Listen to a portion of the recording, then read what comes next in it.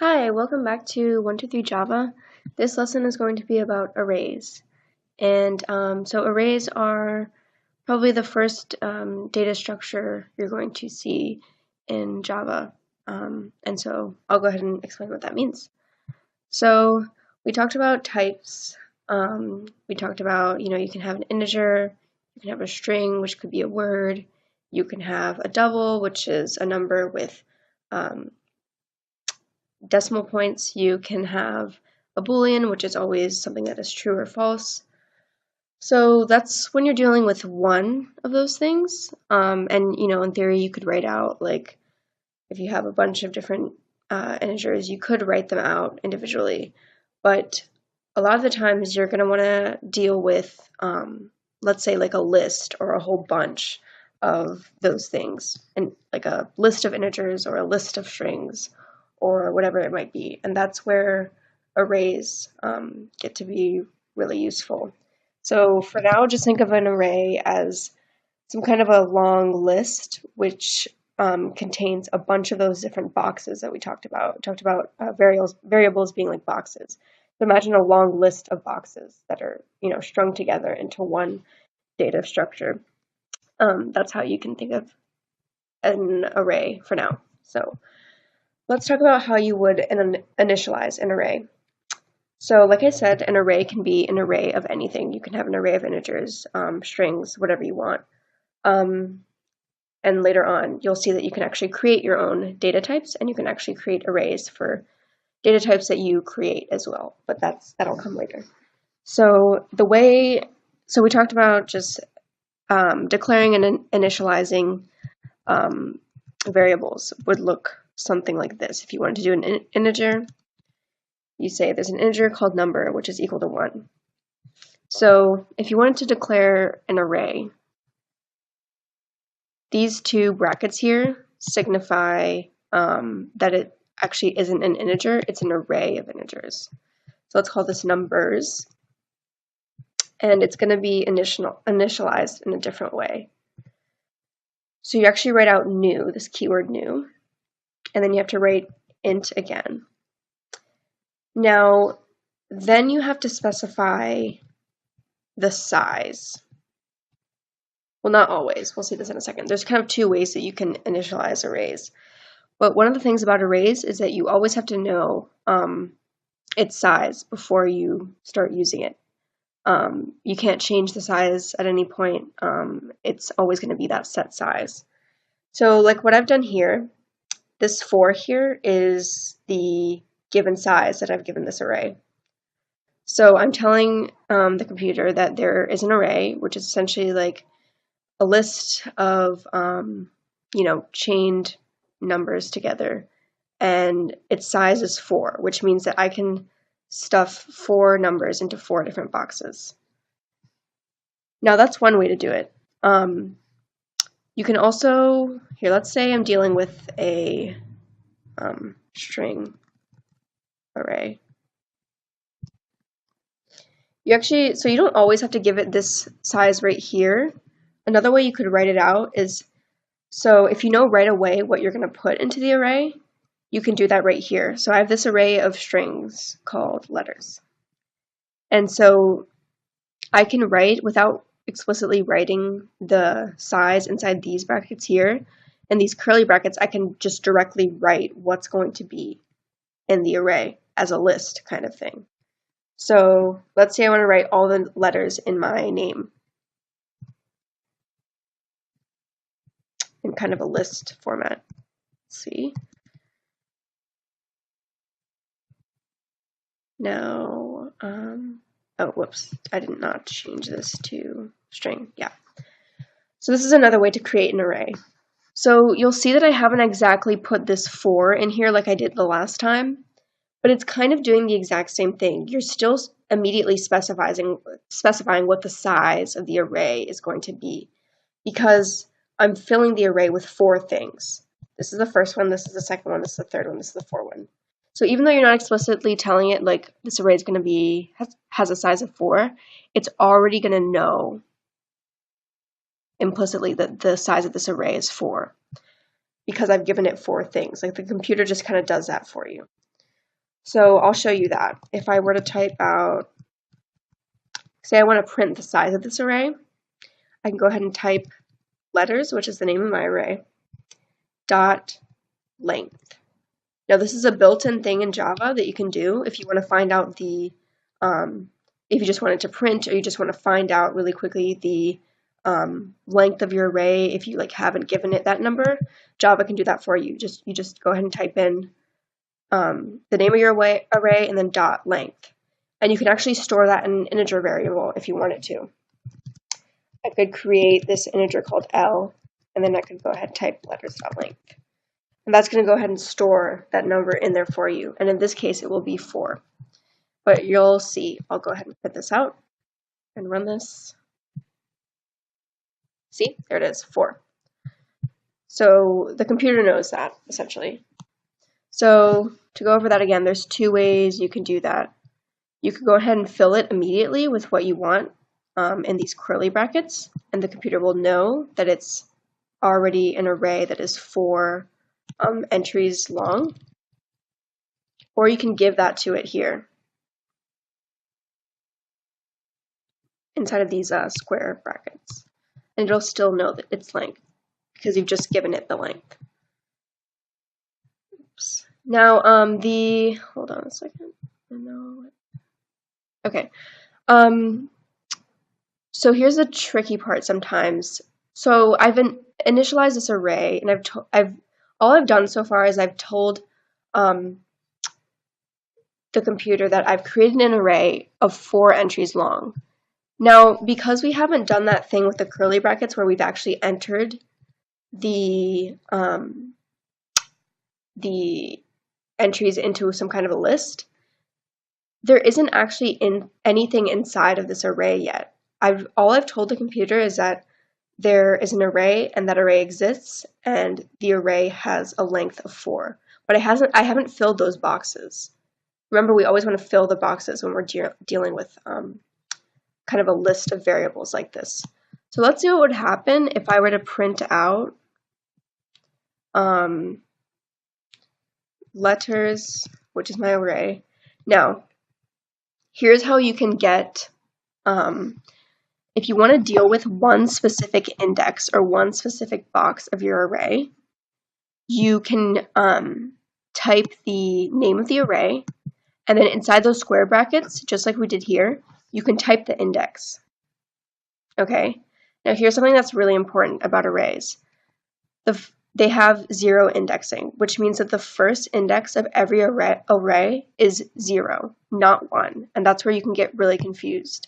So if I have this string array of 4 strings, the very first the very first entry of the array is found at the index of 0, not 1. So if you want to print the first thing, remember to start at 0. Don't start at 1, or else you're going to get the second thing. Let's say I want the first entry in this string array of length of 4, and I want that printed. Let's see what happens. So here you'll see it says null. Now, like I said before, there are 2 ways to initialize an array. You can just give it the size directly, or you can not really give it the size and then start listing your elements. Here all I've done here is I've just told it that the array has a size of 4. I haven't actually put anything in my boxes yet, which is why when I try and go ahead and print the first entry in my array, it's giving me null, because all I've done is I've just told the computer that this array exists, but I haven't put any contents into my array yet. Versus if I had my Gina array here with a length of 4, and I've already given it the components, then if I try to print the first entry, which is at 0, it gives me that G. Okay, so if you're initializing the array the other way, which is the known length, then I would say the most common way that you're going to be able to fill this array, because you always want to fill the array or else the array is just going to be null, the contents are going to be null. The most common way you're going to fill this array is with a loop. And I would say for the most part, you would do this with a for loop. So we have this I, and remember how we talked about 0 indexing. You always want to start at 0 and not at 1, because the first index is at 0, and you don't want to miss that index, or else that index is just going to remain null. So where do we want our for loop to stop? Well, remember the length, the array length that Java has built in. That's going to be really handy. You don't want to just you don't want to just give it the hard code, the number in there, because it's just bad style, and you want your program to be more dynamic, and you want to be able to change it really quickly. And if you hard code 4 into there, if you change your array, you would have to go in and change that number, and that's just a lot of changing that's unnecessary. Instead, you can just write letters.length, and Java gives that number for you. And it'll update it if you were to change this to 5 or 10 or whatever you want. That's where you want to stop, because you don't want to go beyond that, because what happens is if you try to loop through an array past the very last index, which is before length, you're going to get an error message, because you're essentially trying to access something that does not exist. So we want to increment this by 1, because remember, we want to go through every single index. We don't want to skip 1. We want to go from 0 to 1 to 2 to 3, etc. Okay, so now we want to fill this array. Now, to write out the one I had before with the letters of my name is going to be it's going to take a little longer, because if I were to do that, I would have to write conditionals, I equals 0, then it would be G, and when I is 1, it would be E. So let's just go ahead and fill this with something more simple. Let's just say we're just going to fill it with, this array is just going to be filled with the letter A. So then we would just say letters. Remember, to access a specific index of an array, you just use those square brackets and you put in whatever index you're trying to deal with. Now this is where the loop comes in handy, because we don't want to have to write out letter 0 equals, because if we didn't do this with a loop, we would write out A, and then we would essentially copy and paste this whole thing and change 0 to 1, 1 to 2, etc., and write it a bunch of times. But that's why we're using this loop, is because we don't need to do that. Because if we just write letters at I is going to be updated. It's going to start at 0, then it's go to 1, then it's going to go to 2, all with this loop. So we're using this equal sign just like we did with the variables. We're essentially storing something in the box. And that's how we fill this array. Letters at I equals A. So let's go over that again. This is looping through. We've created this array of length 4, sorry. And so now, because all these contents as of right now are null, we want to fill them. We want to fill the array. So we start at 0, and we want to go till the very end of the array. That's how we use letters.length. And we want to go through every single index by using I++. Now here we're telling it at every index of letters, which is where the I comes in, let's just fill that with A, this string A. So that's what we've done. Now let's go ahead and print out the contents of letters at I.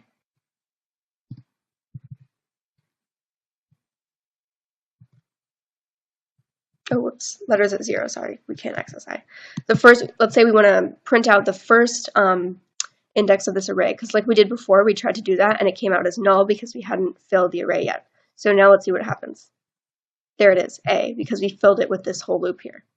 Now if we did the same thing for 1, the same thing should happen. There we go, because we have filled every single index of the array with the same letter A here. So now the array is filled.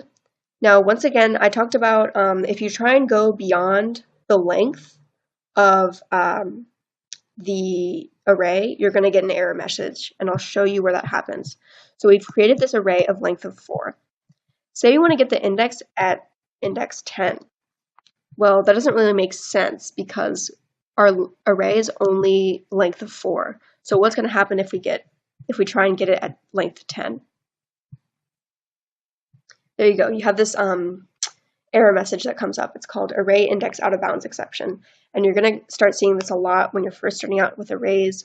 You're not going to realize that oftentimes it happens in loops. You will accidentally exceed the capacity of the array and try to access a box that does not exist, because this array of strings is only 4 length long. So you can't get anywhere past that because nothing exists there, and that's why you get this error message. So a similar thing would happen if you try to fill an array past its length. So this stops right before the length, right before the array is done. So let's see what happens if we were to try and fill the array at past the very end. So instead of having just smaller than, we'd have smaller than or equal to, and let's see what happens there. Same issue. We're getting the exception because we actually can't access the index that is equal to the length. Because what's our length? It's 4, right? And this is where 0 indexing can start to be kind of complicated. So we have our array of length 4. Now, so try and think about what would be the very last index in our array. Well, the first index is 0, remember? So the last index can't be 4 because that's actually 1 past the very last one. And that's where the 0 indexing can kind of throw you off. So the first index would be 0, the second index would be 1, the third index would be 2, and the fourth index would actually be 3, which is why it can be a little confusing. Even though our length is 4, the last index is always the length minus 1, because you can't go, you can't just give it this length because it's taken into account the 0 value. So if you try and give it length, that's actually 1 too far, and you won't be able to, you'll get that error message because you've essentially gone 1 step too far. So yeah, if I try to do letters at letters.length, there's the error, array index out of bounds. So you want to do, the very last index would always be the length minus 1. Super important. Don't forget that. So that should work. There it is, A, because we filled it with A. So that's pretty much the basics, and I'm just going to show you really quickly. So if we switch back to our original array where we kind of filled it right away with my name,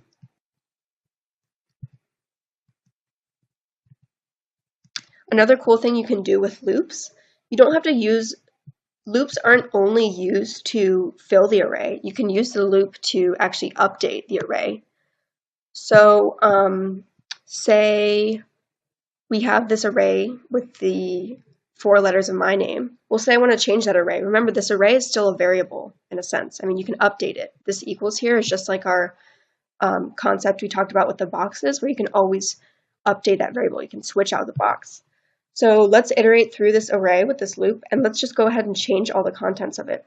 So let's say I want this array now to be, I don't know, let's just change it to say, I mean, I could change it for each letter, but that'll take a while because I have to write if statements for each kind of spot in the array. So let's go ahead and change it to just be, oh, I don't know, the number or the letter G. Letters at I equals G. So what this has done is we started with this array with my name in it, but by iterating through the array once again, you can alter your array and you can put something new in it. So now, if I try and print, well, actually, let's change this to M. Print letters at 0, which is the first index. There's my M. So like we've said, this is no longer relevant because the array is a variable and we've switched out the contents of those boxes to have something new in it, this letter M in every single one of those boxes. So that's also how a loop can be used. It's crucial for 2 ways. Looping through an array to actually fill the array, and then looping through the array can be used to alter the contents of the array is also very helpful because sometimes they'll need to do that. So hope this was helpful, and thank you for watching.